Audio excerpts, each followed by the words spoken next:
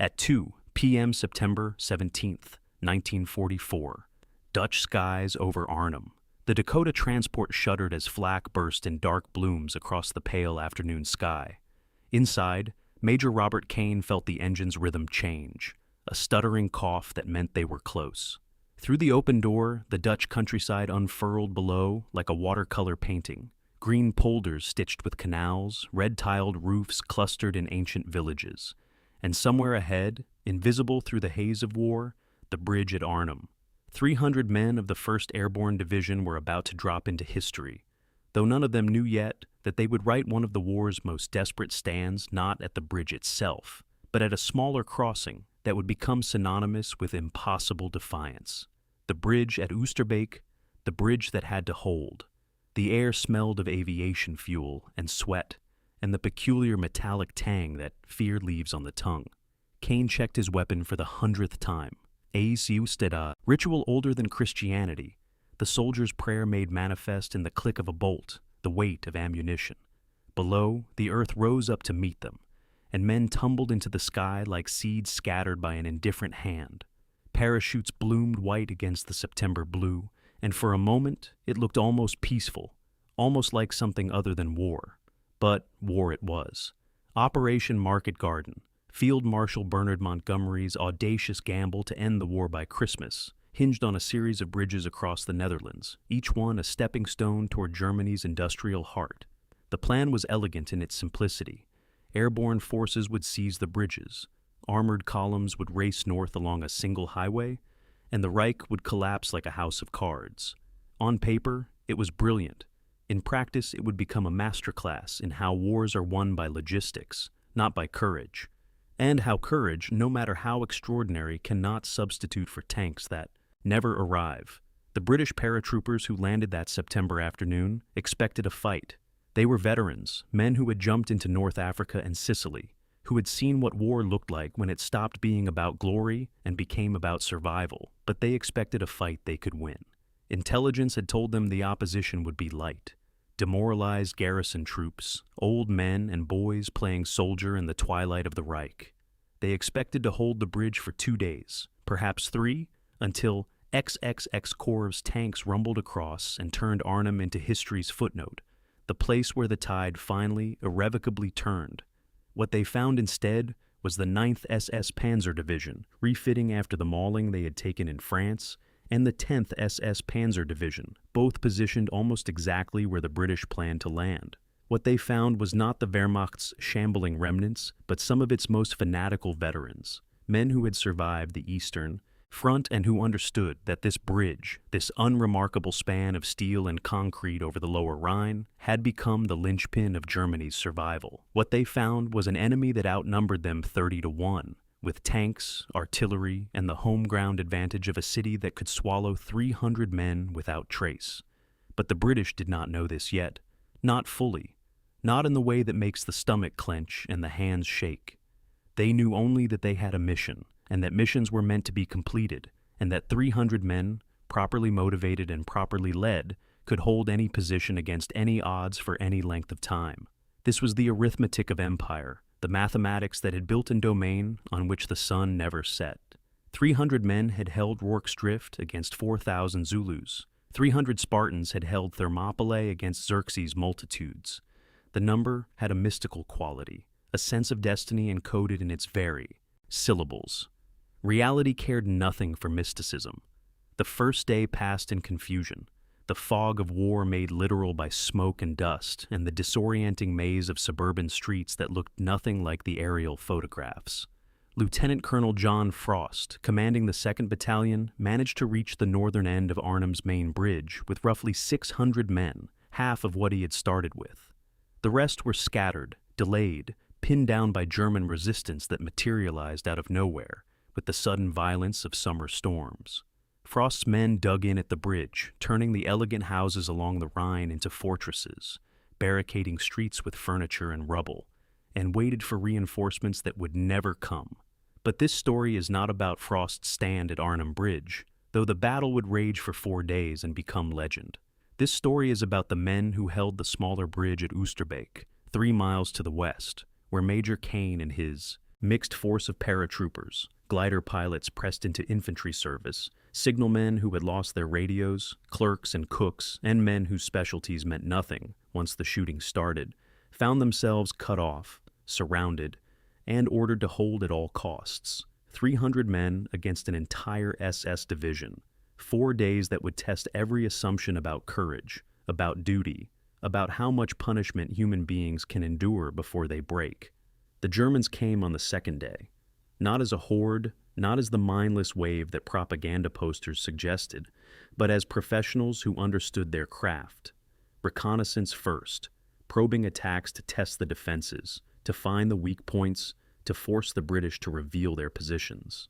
Then artillery, the impersonal mathematics of high explosives that turned elegant Dutch homes into shattered teeth of brick and timber. Then armor, Panther tanks, whose frontal armor laughed at the British Piat anti-tank weapons, whose 75mm guns could reach out and kill with casual precision at ranges where the paratroopers could not reply.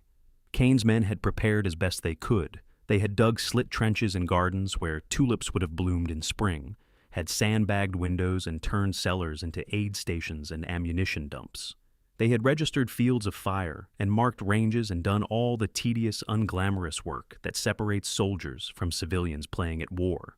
But preparation can only do so much when the enemy has tanks and you have rifles, when the enemy has artillery and you have prayers. The first tank died hard.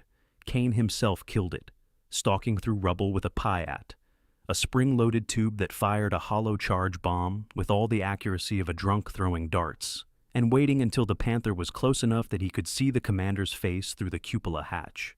The bomb struck low, where the belly armor was thinnest, and the tank erupted in flame and screaming. Immetal. Kane reloaded and killed another, and then a third. Each kill a separate eternity of fear and adrenaline and the terrible clarity that comes when death is measured in meters and seconds. But for every tank that died, 3 more appeared. For every German killed, 10 took his place. The SS soldiers were not the supermen of their own mythology, but they were competent and they were ruthless, and they had the weight of material behind them. They could afford to probe and retreat and probe again, to call down artillery on any position that showed resistance, to methodically reduce the British perimeter, one house at a time, one street at a time, one desperate stand at a time. The British paratroopers had expected a different war. They had trained for rapid insertion, quick objectives, lightning strikes followed by relief within 48 hours. They had not trained for siege warfare, for the kind of grinding attrition that their grandfathers had endured in the trenches of the Somme. They had not expected to fight house to house against an enemy that had perfected urban warfare in Stalingrad and Warsaw, that understood how to use ruins as weapons, how to turn every window into a sniper's nest, and every cellar into a tomb. By the third day, the perimeter had shrunk to a few hundred yards. Ammunition was rationed by the round. Water came from puddles and rain barrels, chlorinated with whatever chemicals the medics could scrounge and still tasting of death. Food was whatever could be looted from abandoned houses, tins of pre-war delicacies gone rancid, moldy bread that men ate anyway because hunger is democracy's crueler brother, the thing that makes all men equal in their suffering. The wounded accumulated in cellars where the only light came from candles scavenged from Dutch churches. Men with shattered limbs lay on bare floors because there were no beds, no stretchers, nothing but the cold stone and the distant thunder of artillery and the closer, more, intimate sounds of friends dying. The medics worked with bare hands because they had run out of surgical gloves on day 2, worked without anesthesia because morphine was reserved for the worst cases, for the men whose screaming might give away positions to German patrols. And still, the bridge held.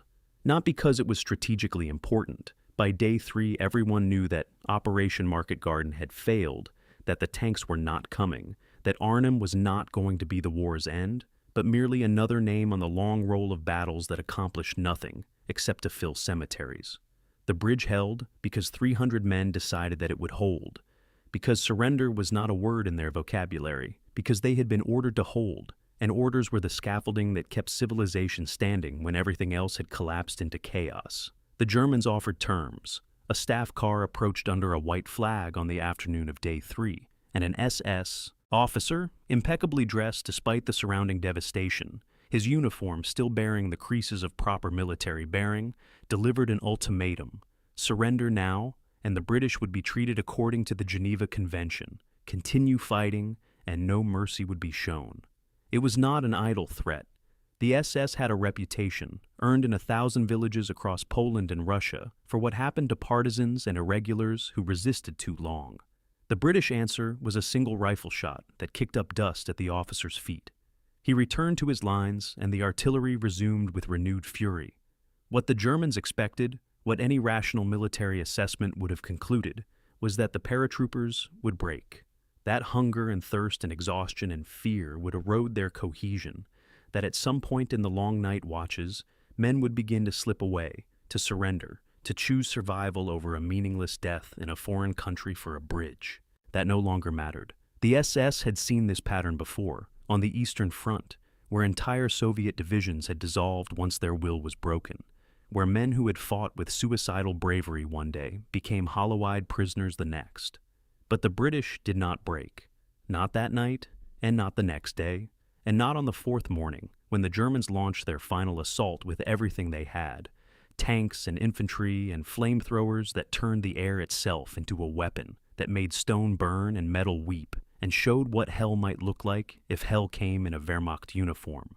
Cain was everywhere that morning, a figure from myth made real by blood and cordite, and the absolute refusal to acknowledge impossible odds. He killed tanks with the PIAT until the weapon broke, then killed them with Molotov cocktails made from Dutch gin bottles and petrol siphoned from wrecked vehicles. He directed fire and carried wounded and somehow, impossibly, kept 300. Men fighting when every rational calculation said they should be dead or captured or insane, with the accumulated horror of 4 days without sleep, without hope, without anything except the bridge and the order to hold it. Throughout the battle, one small detail repeated itself in the wreckage: American cigarettes. They appeared everywhere in the British positions, lucky strikes in Camels and Chesterfields, traded or gifted or scavenged from supply drops, their distinctive white paper and branded packaging, a stark contrast to the rough tobacco the British normally smoked.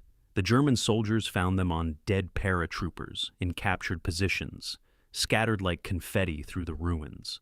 To the SS troopers, many of whom had fought in France and seen the American materiel flooding across the Channel, these cigarettes were more than tobacco. They were symbols of an industrial capacity that Germany could never match, reminders that even Britain's beleaguered paratroopers had access to American abundance, while German soldiers made do with ersatz everything: synthetic rubber, wooden boot soles, coffee made from acorns. One German NCO, captured late on day 3, sat in a British cellar awaiting evacuation and accepted a lucky strike from his captor. He smoked it slowly, savoring each drag, and said in careful English, "You English, you fight like devils, but these," he held up the cigarette, "these are why you win. Because the Americans make cigarettes for soldiers while we make guns without ammunition. You understand? The bullets run out. The cigarettes do not." It was not quite true, but it was not quite false either.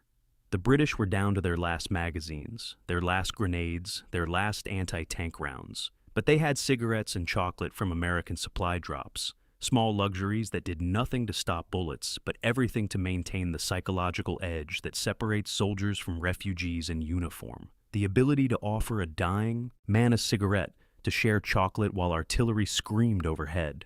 These rituals of civilization in the midst of barbarism mattered in ways that no logistics manual could quantify. The end came not with surrender, but with orders to withdraw. On the night of September 25th, the remnants of the 1st Airborne Division, not just Kane's 300, but all the scattered survivors from Arnhem and Oosterbeek, and the drop zones where men had died before they hit the ground, pulled back across the Rhine under cover of darkness and rain. Of the 10,000 British and Polish paratroopers who had jumped into Holland 9 days earlier, fewer than 3,000 made it back. Kane's force at the bridge had been reduced to 90 men still capable of walking. The rest were dead or wounded or captured, and the bridge they had held for 4 days against an entire division, was abandoned without a shot fired in its defense. Because orders were orders, and even the bravest men cannot hold against arithmetic forever. The Germans who finally occupied the position found scenes that would haunt their reports for months. Houses reduced to rubble where men had fought room to room, cellar to cellar, until the walls collapsed and buried them. Aid stations where the British had treated German wounded alongside their own, because civilization demands these small mercies even when civilization itself is burning. And everywhere, those American cigarettes scattered like prayers or curses, depending on which side you fought for. In the years after, historians would debate what Arnhem meant. Some called it a failure, a bridge too far in Montgomery's overreach. Others called it a necessary gamble, the kind of bold stroke that wars required even when they failed. But for the Germans who fought there, Arnhem was something else, a revelation of what they faced. Not just the material superiority that the cigarettes symbolized, but the moral certainty that allowed 300 men to hold impossible ground, not because they expected to win, but because they believed their cause was worth dying for. An SS colonel, interviewed after the war, described watching the British evacuation from his forward positions. He could have ordered his artillery to fire, could have turned the river crossing into a massacre. Instead, he held his fire. They earned the right to leave, he said. 4 days they held, 4 days against everything we threw at them. That is not soldiering as we knew it on the Eastern Front, where men fought because they feared retreat more than death. That is something else. That is what happens when men believe they fight for something larger than survival. What was that larger thing? The British paratroopers at Oosterbeek were not philosophers. They did not articulate grand theories about democracy versus tyranny, did not think in abstractions about freedom and fascism. They were mostly working-class men from industrial cities, men who had known unemployment and hunger in the Depression, who had no particular reason to think the world owed them anything. But they had been raised in a culture that, for all its flaws and hypocrisies, had certain core beliefs, that every man had value, that laws applied to the powerful as well as the weak, that might did not make right no matter how many times history seemed to prove otherwise. These were not uniquely British values, of course. The Americans who supplied those cigarettes carried the same beliefs, expressed differently, louder, with more optimism and less cynicism, but fundamentally the same. The alliance between Britain and America was not just strategic convenience, but recognition of shared assumptions about how human beings ought to organize their affairs. Neither nation lived up to its ideals. British imperialism and American segregation testified to that. But both understood that ideals mattered, that the gap between principle and practice was something to be ashamed of rather than celebrated. The Germans at Arnhem, for all their tactical skill and courage, fought for a different vision. One where strength determined worth, where the strong had not just the power, but the right to dominate the weak, where the individual existed only as a cell in the collective body of the Volk. This was not a viable alternative to democracy, but its antithesis, and wars are decided not just by factories and armies, but by which vision of human nature proves more resilient when tested to destruction. 300 men held a bridge for 4 days because they believed, even if they could not articulate it, that their deaths meant something in that larger struggle. They were not unique in their courage. German soldiers showed equal bravery, equal willingness to die, but they were unique in what they fought for. The German soldiers at Arnhem knew by September 1944 that they were losing, that the war was already decided, that every day of continued fighting just piled more corpses on the pyre of Hitler's delusions. They fought anyway because retreat meant execution by SS security troops, because surrender meant captivity in Siberia, because momentum carried them forward even when belief had died. The British fought for something different. They fought because giving up was unthinkable, because the bridge represented more than steel and concrete. It represented the idea that small nations mattered, that aggression could not be allowed to profit, that the world after Hitler had to be better than the world he had built. They fought because 300 men at a bridge were part of a chain that stretched from London to Washington to Moscow, a chain of shared purpose that bent but did not break under the weight of fascist ambition. Major Robert Kane survived the war. He received the Victoria Cross for his actions at Oosterbeek, one of only a handful awarded during Operation Market Garden. In the decades after, he rarely spoke about the bridge, deflecting questions with the standard modesty of his generation.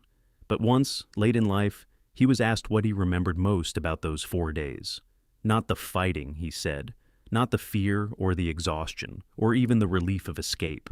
What he remembered was the morning of day 4, when they were down to a dozen rounds per man, and everyone knew the end was coming one way or another, and someone produced a tin of American peaches, salvaged from a supply container, miraculously intact despite days of shelling. They shared it out, one slice per man, the syrup sticky sweet and impossibly luxurious after days of eating nothing but stale bread and fear. Nobody spoke while they ate. They just stood in the ruins of what had once been someone's home, savoring peaches that had traveled 3,000 miles from California, orchards to a Dutch bridge where 300 men had decided to make their stand. And in that moment, Kane said, he understood something he could not quite put into words, that this abundance, this casual generosity of a nation that could afford to can peaches and ship them across an ocean to soldiers who might die before tasting them, was what they were really fighting for.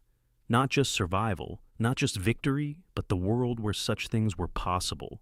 The world where human effort went into feeding people rather than destroying them, where the distance between California and Holland could be bridged by something other than violence. The bridge at Oosterbeek stands today, rebuilt after the war, carrying traffic that includes tourists who stop to read the plaques and memorials that dot the landscape like cairns marking the places where history pivoted.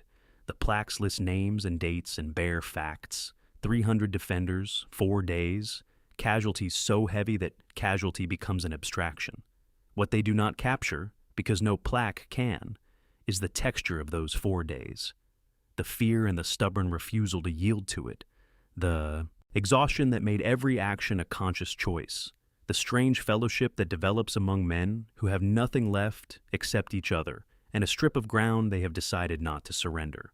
Wars are not won by bridges, not really.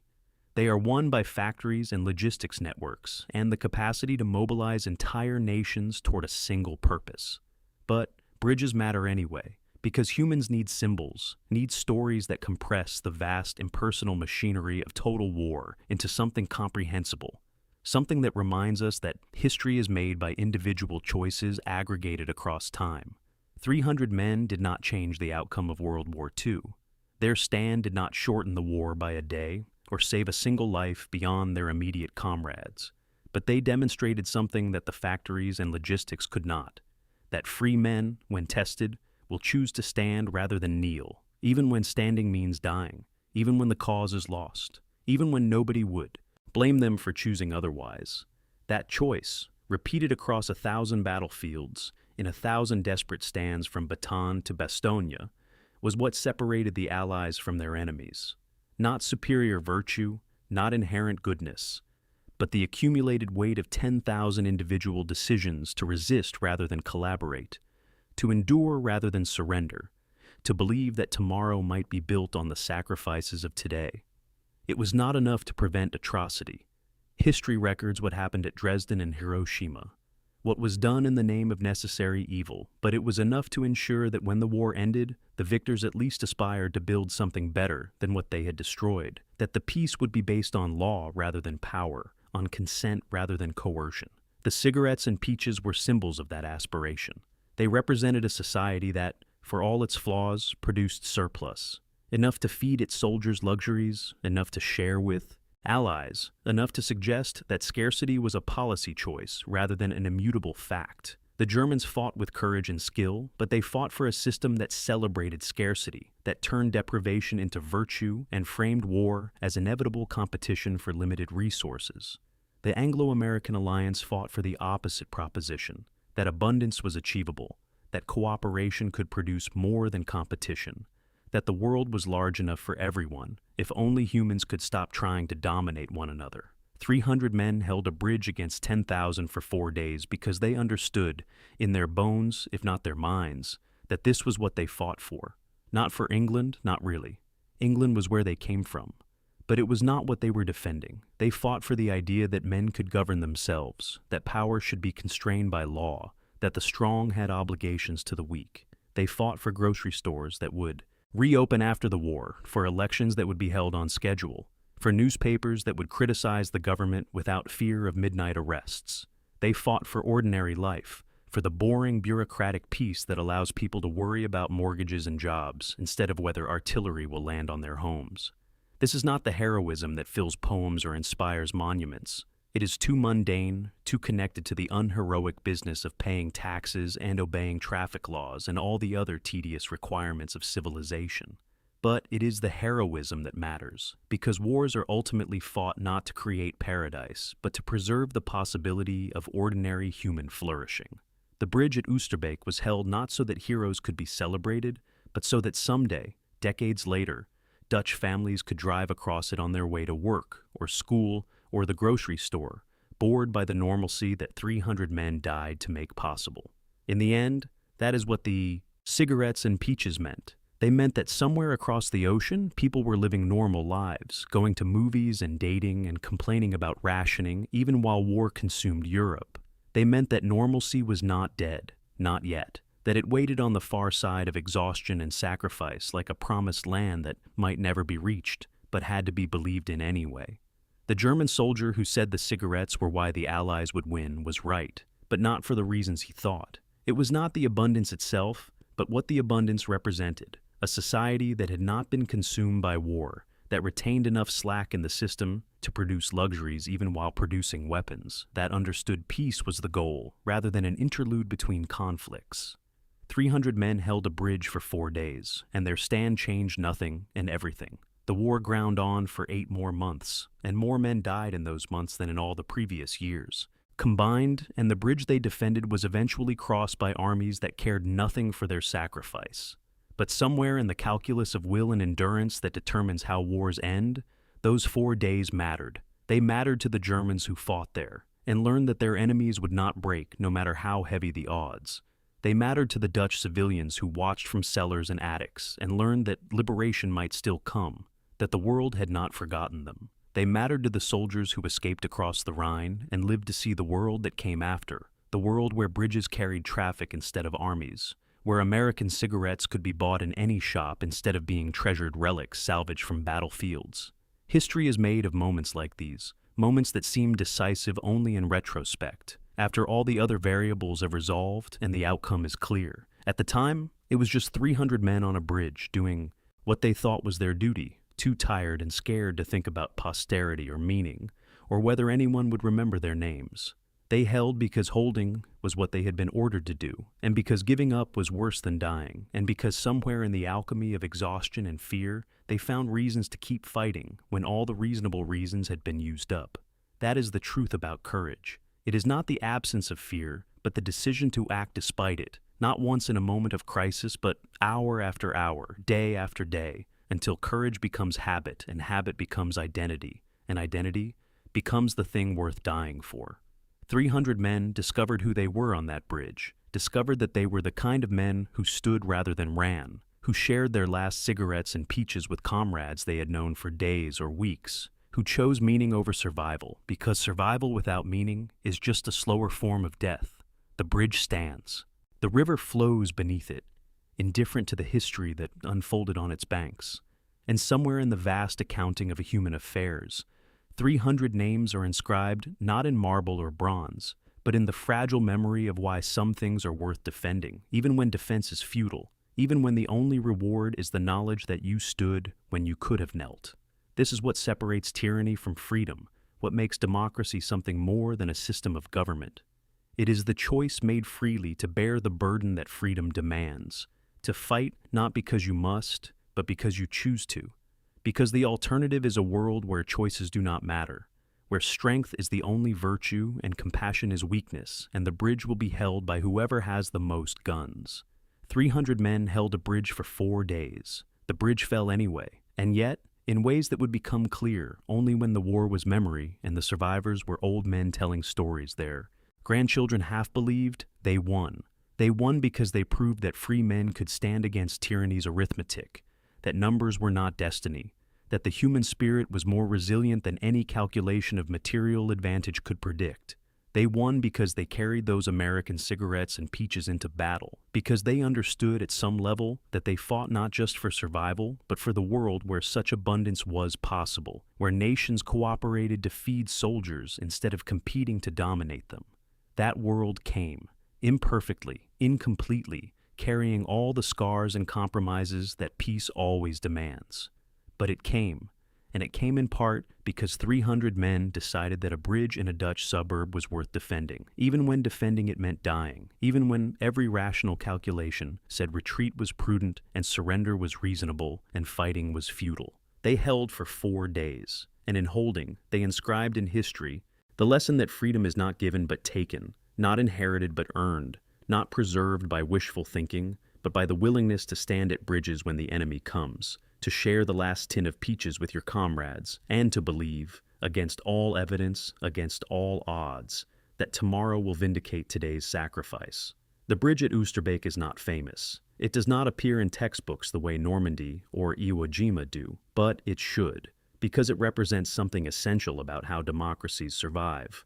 Not through the grand gestures and decisive battles that historians love, but through 10,000 small stands where ordinary people decide that some things cannot be surrendered, no matter the cost. 300 men made that decision in September 1944, and the world they died defending is the world we inherit, the world where bridges carry commerce instead of armies, where abundance is normal and war is the exception, where cigarettes are just cigarettes and peaches are just peaches, unweighted by the knowledge that they once symbolized the difference between civilization and its negation.